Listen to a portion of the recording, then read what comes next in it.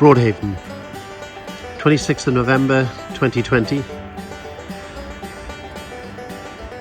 This place has changed hugely over the years.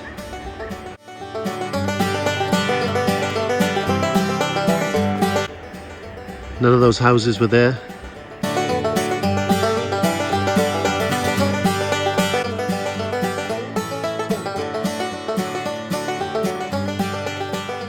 This is the slash pond, apparently from the word slatch, which was a type of coal mining.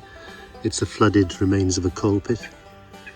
And the Havens community have done a wonderful job of producing a boardwalk all the way around this now. But just across the way there used to be chalets, caravans, chalets, that are all gone now.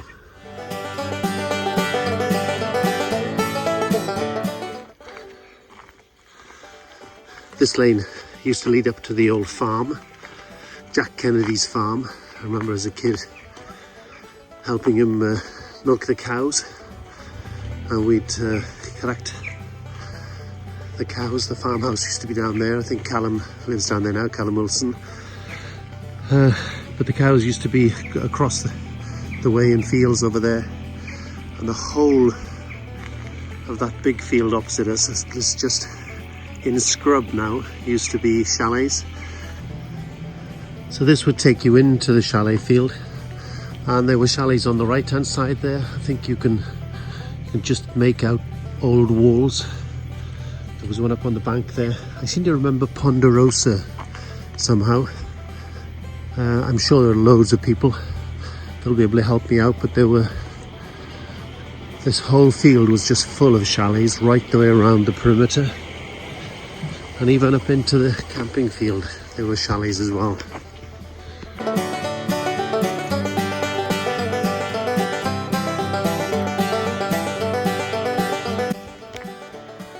Yeah, so this was where all this bramble and bracken is. Used to be just a field that we used to play in.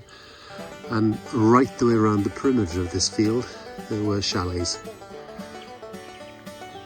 And down here there were railway carriages.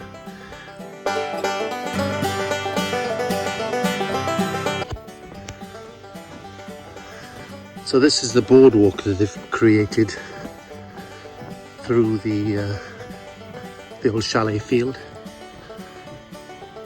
A wonderful job by the Havens community. Really is a lovely little walk.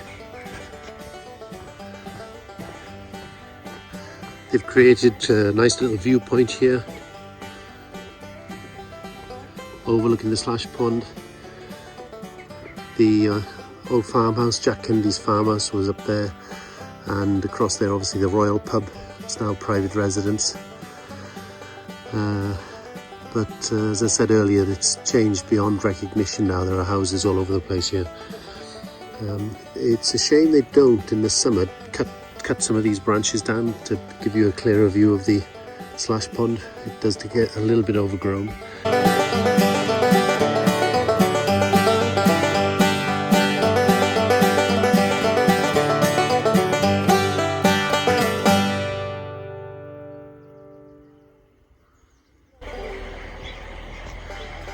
This bridge as a child was always a bit of a challenge, to walk over the top of it and to try and avoid falling down into the stream below.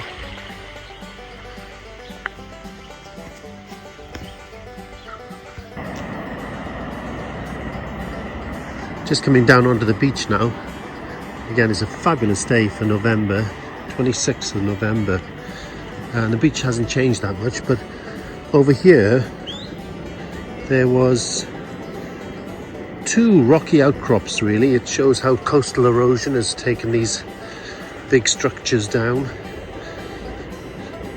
I remember at one time there was a little tunnel that you could walk through, but perhaps you can't see yet with the sun, but let me just pause a second.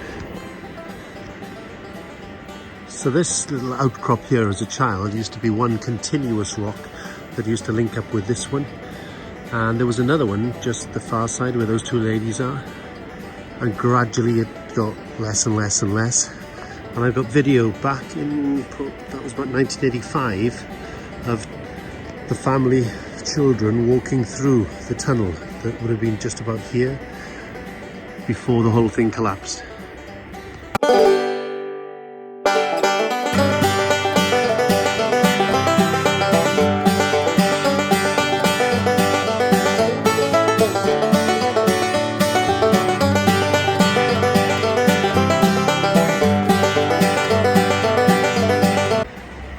On one of the old photos there seems to be a little bank that came in here with a bridge that obviously took the stream out.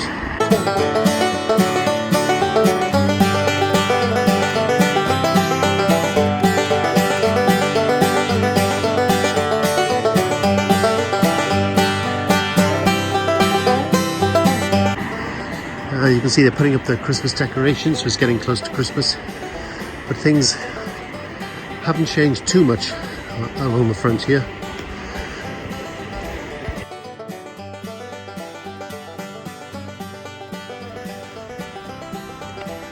Where this fence is here used to be a wall, and one of my first jobs was car park attendant to the Broadhaven Hotel.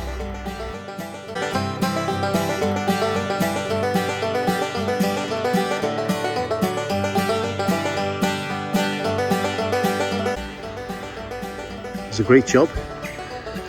Dot and Ivian gave me the job.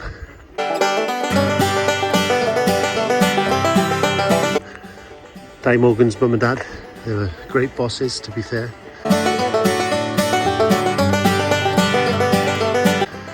And it was quite funny because if it rained, I didn't have a coat, so they used to lend me a big black coat and a beret. And of course I didn't wear shoes often then during the summer months, so I would be standing by that fence with a big long coat that came down to the floor and a beret, no shoes, trying to stop these people to come in to try and park them correctly. If I got more people into the car park, there was more money in the back pocket, as I've been used to say. Across to the side here then, this place called Delbury is where my uncle used to live, Uncle Glyn. He used to live in the big house on the corner there at one time. I'll show you that in a second. But he used to live here.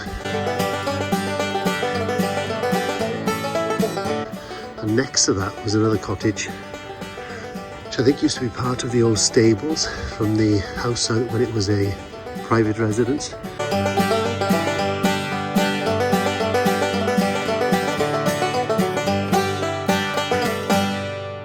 And Peter and Sheila Cheston used to live there with their mum Gabrielle. I think they moved across now to Littlehaven, to the old post police house over there. But yeah, Peter was kind enough to lend me a surfboard, and I would walk, believe it or not, with that surfboard over to Newgale, particularly on a day like today when you can see there's a little bit of a swell there. And a close friend of mine, Philip Vaughan,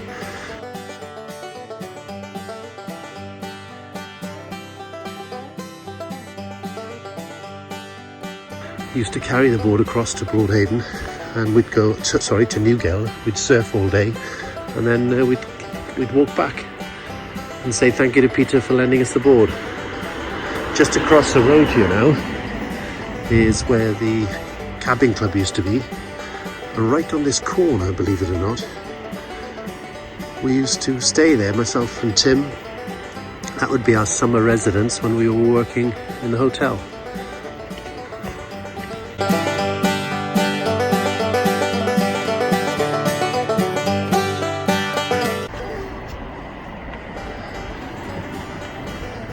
These steps were always in the shade, they were always dark. Bearing in mind the cabin club was there used to be a shop on the corner here that sold ice cream and buckets and spades and things. And right at the front then would be a glass, like a patio type area overlooking the sea. But I do remember the steps as always being cold and dark.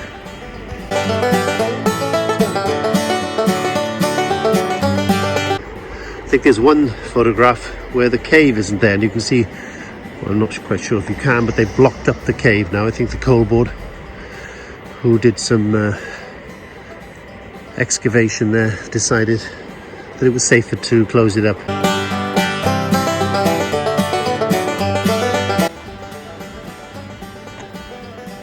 I have to say, this is a place that I love coming to. A bottle of white wine and a lovely pizza. They do really authentic Italian pizzas here. It's a great place to come. Helen will always give you a great welcome. There are so many memories of Broadhaven. It would take me days to record all of the memories, but one I do have is we used to sit here as a family quite often.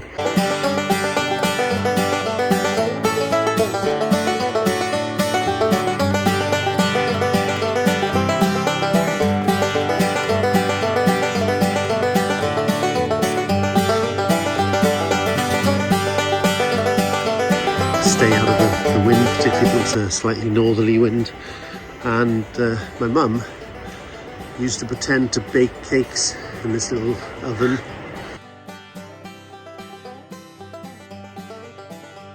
There used to be at one time a flap that concealed that hole.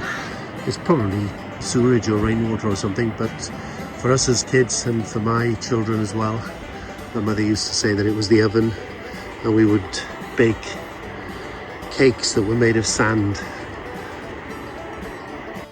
And this is my great-great-grandfather, William Hughes, on my mother's side of Marsborough Farm, over by Knowlton Way. And he died in 1912, only 53 years of age. And also then of Alfred Hughes, who was my grandfather, and he was only 54 years old, died in 1931. And also Elizabeth Jane Hughes, who was his wife. My grandmother, she died, looks like it's 64, or is that 84? A little bit better anyway. Yeah, I wasn't, oh, there are the new houses up there, by the way. There's the Royal. It used to be very convenient just to walk down from the caravan, have a drink down there, and then stagger back home the lane.